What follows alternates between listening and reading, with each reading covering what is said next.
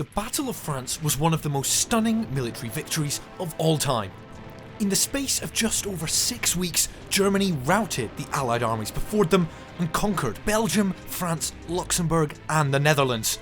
A victory which shocked even the Germans themselves.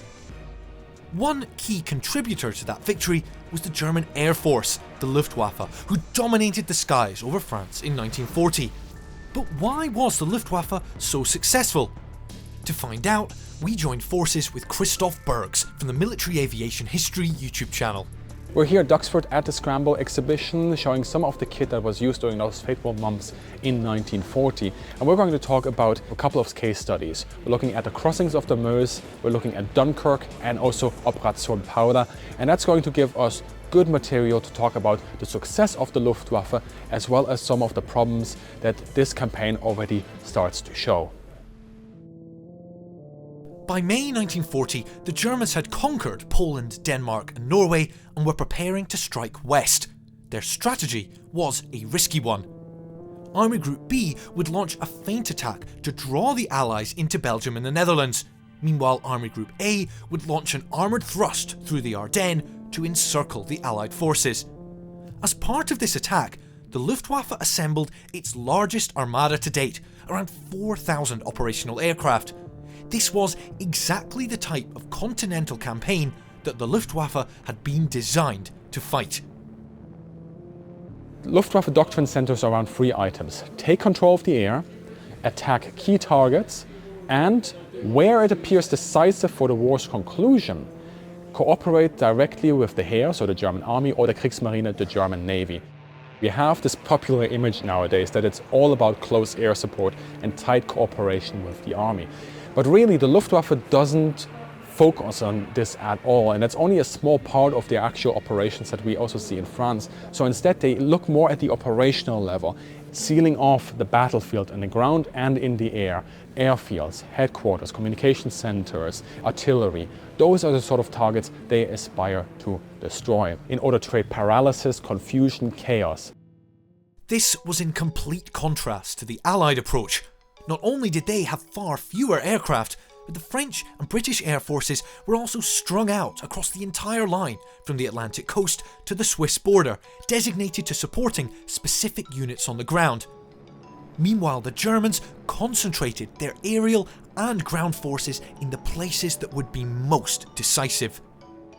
Now, one of the secret sources that the Luftwaffe has at this point in time is the force organization of how it supports the army.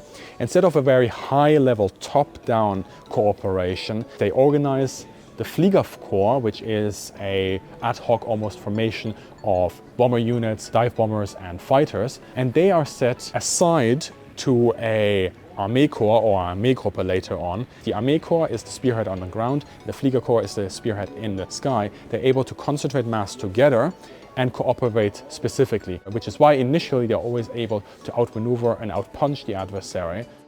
And it's those sort of elements that we see happening during the crossing of the Meuse, and that's what we're going to talk about now. On the 10th of May 1940, the Battle of France began. The Luftwaffe was involved right from the start.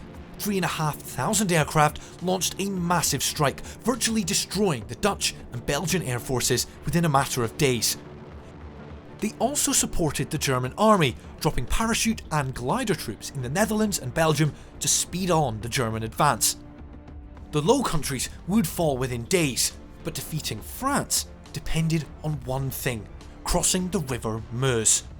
If the Germans could cross this barrier with their mobile units, they could race into the Allied rear and cut off the best Allied forces in Belgium.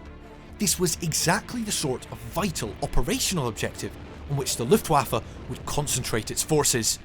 So the Luftwaffe assembles a lot of aircraft specifically for this operation, concentrating a lot of combat mass.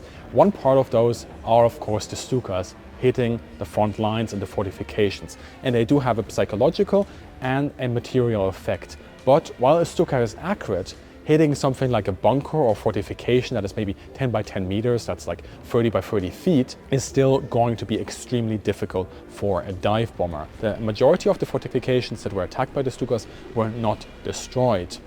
But then moving to that operational level air support that the Germans were flying, while the Stukas flew about 500 sorties, the bombers fly 6 to 8 times the amount of those sorties, hitting French communication centers, assembly areas, troop movements, and they start attriting and creating that paralysis that they are aiming for.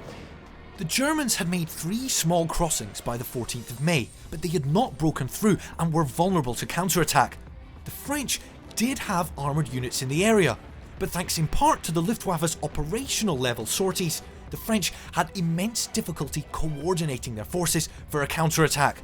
Confusion and paralysis reigned throughout the Allied lines, and by the 17th of May, the Germans had consolidated their position and broken through.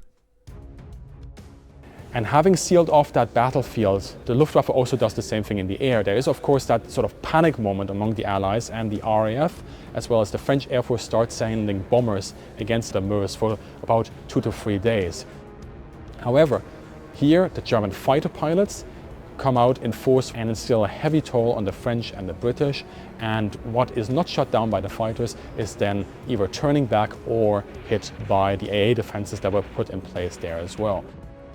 And overall, this provides a really solid case study of how the Luftwaffe was able to concentrate combat mass, outbomb and outsortie their adversary, seal off the battlefield, and that helps swing the pendulum in favor of the Germans during this operation. Now the floodgates opened. German units swept across the countryside and by the 21st of May had reached the Channel coast. The Allies seemed to be bound for destruction, but suddenly the Germans halted their advance, worried about their exposed southern flank. This gave the Allies vital time to begin evacuating their forces from the port town of Dunkirk. Now the Germans were caught between conflicting priorities. During this time, the Luftwaffe is asked to keep harassing the French on the main front line, and then also asked to take care of Dunkirk, and also asked to spare their forces, reset and reposture for that last all-out attack against France, and then also in the long run be ready for the Battle of Britain. You're in a situation where you do everything but nothing really well.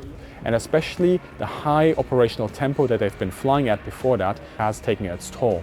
I mean, this is the main reason why they don't go out in full force against Dunkirk, and there's many reasons why it cannot in fact stop the evacuation. It does inflict some damages on shipping and the men that are stuck there, but the vast majority of them are of course able to evacuate. From the 26th of May to the 4th of June, over 338,000 Allied soldiers managed to escape from France. The German failure to destroy this force would have consequences later in the war. By now, the Germans were ready to strike south and, they hoped, end the war. Ahead of this ground attack, the Luftwaffe was ordered to destroy the French Air Force once and for all. On the 3rd of June 1940, Operation Paula began. It's spearheaded by 1,000 German aircraft. However, the French, they have been forewarned and they disperse. And this is somewhat of a repeat of what we have seen during the attack on Poland. And in a way, it's also going to be mirrored again in the Battle of Britain, where, due to early warning, the Germans cannot surprise the British and destroy the airframes on the ground. So this whole idea of this knockout blow, it starts to fall flat on its face. It just doesn't work. If you want to take out an air force, what you need is concentrated pressure in the air and on the ground, rather than just being set as an air duel in itself. The French Air Force survived Operation Paula and, from the beginning of June, began to fly more and more sorties in support of their now outnumbered units on the ground. But it was too little, too late. When the German army broke through Allied lines, French aircraft began leaving the country to safety in North Africa. The Luftwaffe now had total air supremacy. The Luftwaffe at this moment basically runs out of targets. It's still hitting some harbors, for example in Brittany, but really it does so because it has nothing else to do. And it starts to think about probing against the English coastline. And this is quite important because while the Germans concentrated mass and flew a high number of sorties in this short campaign, now there's the question whether they can actually sustain this. If we think about those 4,000 aircraft that were sent into France, and then we look at the losses, 1,100 Luftwaffe aircraft destroyed in combat, a couple of hundred extra in operational losses, we are starting to see a loss ratio of about 30%, and it's this weakened force that goes into operations against Britain more or less without a break. And that really is going to be an advantage for the RAF because now they're facing a weakened force. On the 22nd of June 1940, the French government surrendered. This was a shocking victory for the Germans, and one in which the Luftwaffe had more than played their part, winning air superiority, destroying key targets, and supporting the ground operations that were crucial to the success of the campaign as a whole. However, the Battle of France also exposed some problems which were only going to become more acute as the war went on. One of the issues we start seeing, for example, with the evacuation of Dunkirk, is that the Luftwaffe is being seen as a means to its own end. That is to say that it can fly attacks and defeat the adversary by itself. As we will then also see with the Battle of Britain, that is simply not the case. The second element then is Luftwaffe is well set up to sustain short campaigns, but it always has to recuperate, reset, and restructure the force afterwards. And as it starts training behind in production and in training, it simply doesn't have the capacity to sustain all these operations at the capacity that we have seen here in the Battle of France. And then, as we look to the future, if the Air Force is set up to support decisive operations of the Army on the operational level, what happens if the Army cannot punch through?